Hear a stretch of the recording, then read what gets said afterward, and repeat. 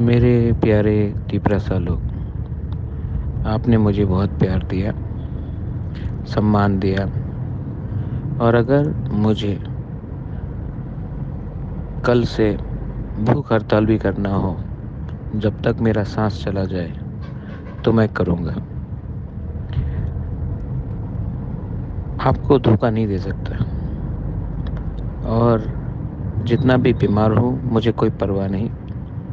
Fast unto death कर लूँगा, लेकिन गवर्नमेंट ऑफ इंडिया को हमारा बात मानना पड़ेगा, हमसे बात करना पड़ेगा। मैं वेट कर रहा हूँ। और अगर कल तक नहीं हुआ तो आपका बुबागरा फास्ट अनटू डेथ कर लेगा, लेकिन अपने तिपरासा को कुछ देगा। ये मैं आपको मैसेज देना चाहता हूँ। जिसको सुनना है सुन लो।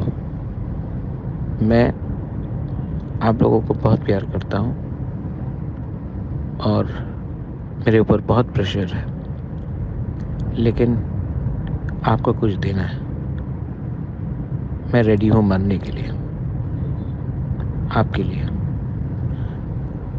लेकिन आपको कुछ मिलना पड़ेगा। हम भाई।